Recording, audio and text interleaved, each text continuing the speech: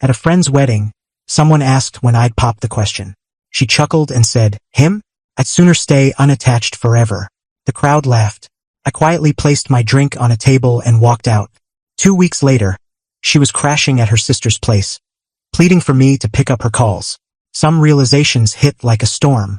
Sudden, overwhelming, impossible to dismiss.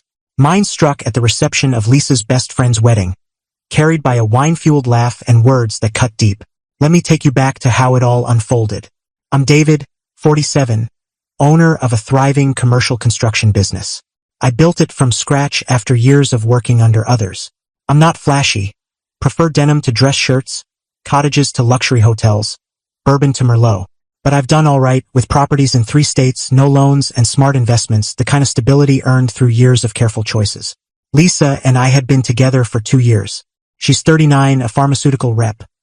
Stunning, clever, driven. We met when my company was upgrading her office space. The spark was instant, the kind that makes you stumble over your words. Our relationship moved quickly. By 3 months, she was practically living at my house. By 6, it was official. She gave up her lease, moved her stuff in, and we settled into a shared routine. I don't do things halfway. I gave her full access, bank accounts, a credit card, keys to all my properties. If we were partners, I wanted it to feel real. I even started sketching plans for a house I'd build for us, tailored to Lisa's specific tastes, to make her feel at home. Her friends were mostly pharma colleagues or old college pals. Polished types who dined at upscale bistros and attended boutique yoga classes. Not my scene, but I showed up for Lisa. I went to their cocktail parties, fundraisers, and milestone celebrations. They were courteous enough, sometimes asking about construction like they were humoring the electrician. I didn't care. I was there for her. 2 years in, I thought we were solid. We talked about marriage in that vague way couples do. Nothing set in stone, but the door was open. I started thinking about proposing, even browsed rings. I wanted something unique, not store-bought. I'd asked a jeweler friend to craft a custom piece, inspired by a vintage ring Lisa had once admired in a shop window. Then came Sarah's wedding. Sarah was Lisa's closest friend from college. They'd been sorority sisters, roommates, and Sarah was maid of honor at Lisa's first wedding years ago. That marriage collapsed after 18 months when her ex ran off with his assistant. The wedding was extravagant. 500 guests, a grand church ceremony, a reception at the city's priciest venue, open bar, live music, photo stations, the whole deal. I wore my best suit, mingled, danced when needed, played the part. At the reception, Lisa and I were chatting with her friends, mostly couples, all sipping drinks as the night wore on. One of the husbands, maybe Mark, spoke up during a quiet moment. "So, when are you two tying the knot? Lisa getting a ring soon?" Before I could respond, Lisa let out a laugh. Not her usual one, but a sharp, showy one, meant for her friends. "Him?" she said, waving her wine glass at me. "I'd rather stay single for life." The group burst into laughter. Someone patted my back, like they were consoling me. "Tough break, man," another chimed in. "Don't take it personally, David. She's just joking because Sarah's wedding probably cost more than your pickup." More laughs. Lisa piled on, saying, "Honestly, can you picture me in a hard hat signing off on building plans forever?" I didn't smile, didn't argue, didn't make a fuss. I set my glass down, looked at Lisa for a long moment, and walked away.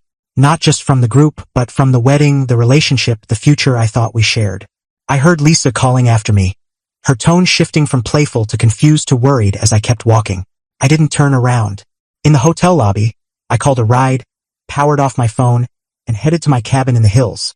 A place Lisa always found too rugged for more than a quick visit. I spent the night on the porch, staring at the stars, feeling an odd peace for someone whose world had just crumbled. By morning, I knew what had to be done. I drove back to the city, waiting until Lisa would be at work. I made calls to my attorney, my financial advisor, my bank. Not out of vengeance, but clarity. When someone shows you their true colors, you don't wait for a second showing. At the house, I packed essentials, clothes, key documents, family keepsakes, leaving the rest. I owned multiple homes. I could replace dishes and decor. What I couldn't replace was my time, and I'd already spent enough. Before leaving, I walked through the house one last time. In the study, I gathered the plans for the house I'd been designing for us, along with fabric swatches and paint samples Lisa had picked. In our bedroom, I retrieved the small box hidden in my closet. The custom ring, finished just days ago, that I'd planned to use for a proposal next month. On the kitchen island, I left my key and a typed note. 1. You have 30 days to find a new place. Utilities will stay on during this period. 3. The credit card is deactivated. 4. Your belongings will remain untouched. Contact my lawyer for any further communication.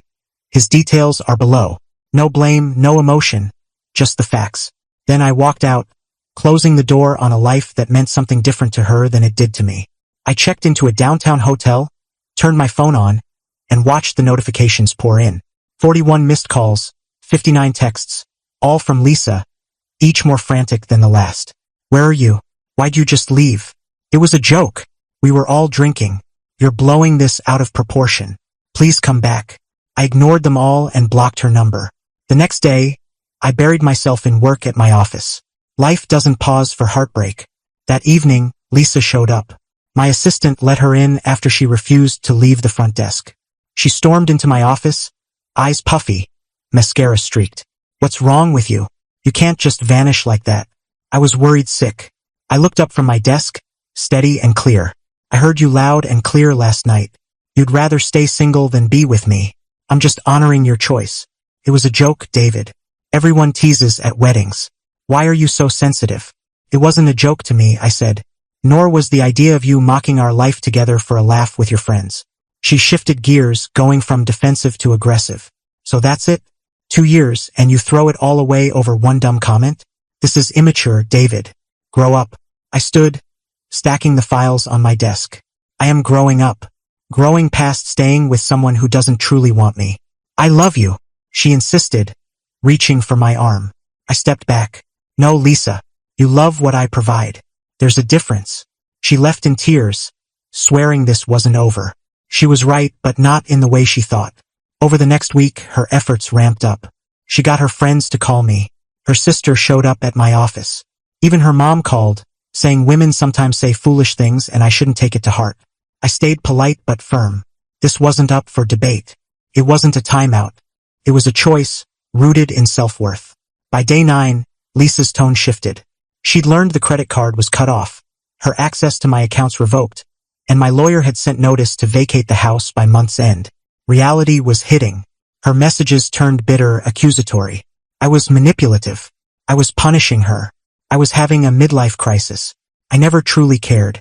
I stayed silent. Words started this mess. They wouldn't fix it. On day 12, an unfamiliar number called. Thinking it might be work, I answered. It was Lisa's sister, Emma. David, she's falling apart, Emma said bluntly. She's on my couch, crying nonstop, barely eating. Can't you just talk to her? I said all I need to, I replied. She made a mistake. A stupid, careless mistake. She loves you. She's broken. She's broken over losing her lifestyle, I said gently. There's a difference. That's harsh. She really cares about you.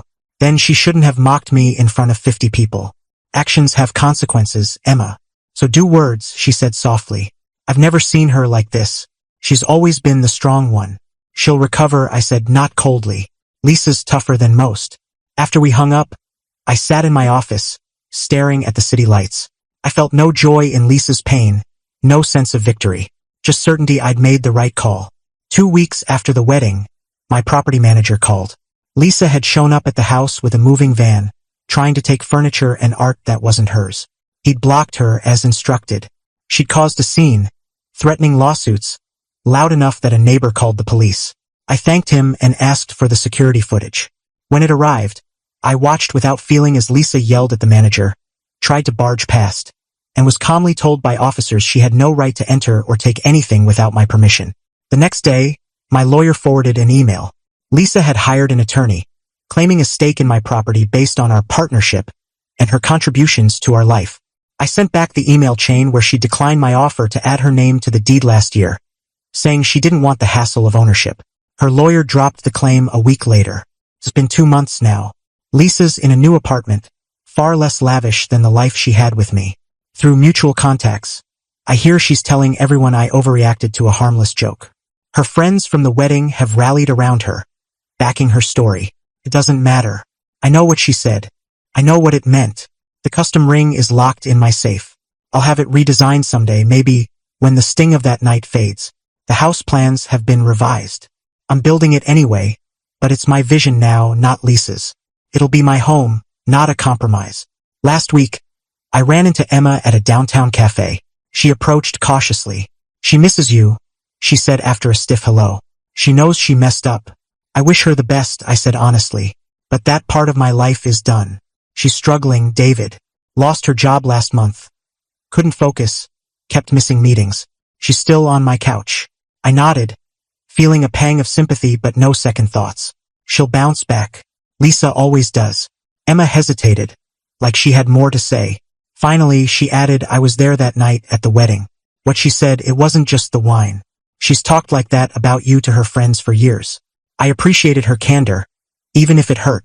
I suspected as much. Thanks for telling me. As Emma left, I realized something.